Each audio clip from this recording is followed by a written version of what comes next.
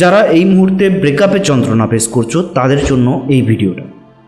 যখন কারোর ব্রেকআপ হয় তখন তার মধ্যে স্যাডনেস বেশি কাজ করে, মানে সে পুরো নেগেটিভ হয়ে থাকে। তখন সে চুজ করে সেই টাইপের পোস্ট, যে টাইপের পোস্ট তাকে আরও স্যাড বানাবে।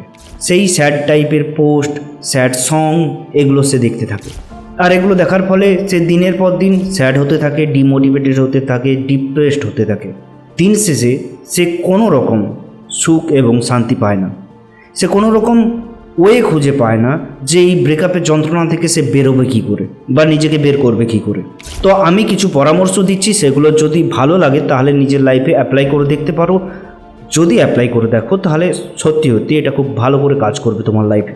প্রথমত তুমি তোমার প্রোফাইলে স্যাড স্ট্যাটাস দেখা বন্ধ করো, দেন শেয়ার করা বন্ধ করো, আর স্যাড কোটসগুলোও দেখা বন্ধ করো।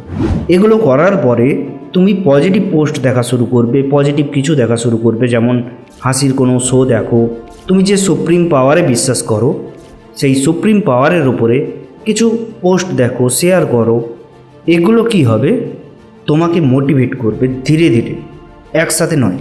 তুমি যে সুপ্রিম পাওয়ারে বিশ্বাস করো, তুমি তার সম্পর্কে নলেজ পাচ্ছ এমন কোনো শেয়ার করো, বা আরও 10 জন পাবে এরকম কিছু শেয়ার করো।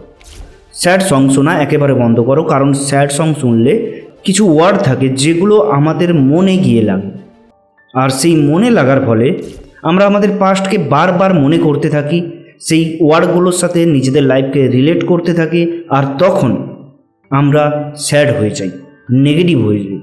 আর যখন তুমি প্রচুর কষ্টে থাকবে তখন তোমার মধ্যে নেগেটিভিটি প্রচুর পরিমাণে বাড়বে, তুমি ডিপ্রেসড হবে, ডিমোটিভেটেড হবে। তুমি বেরোতে চাইছো কিন্তু তুমি বেরোতে জীবনেও পারবে না, কারণ তুমি তো সারাক্ষণ তাই কনজিউম করছো যা যা তোমার ক্ষতি করছে। সেরকম টাইপের কথা শুনছো, সেরকম টাইপের পোস্ট দেখছো, তো তুমি সেখান থেকে বেরোতে পারবে না। যখন তুমি এগুলো ফলো করবে তখন তুমি দেখবে পজিটিভ হবে। থ্যাংক ইউ, দেখা হচ্ছে নেক্সট ভিডিওতে।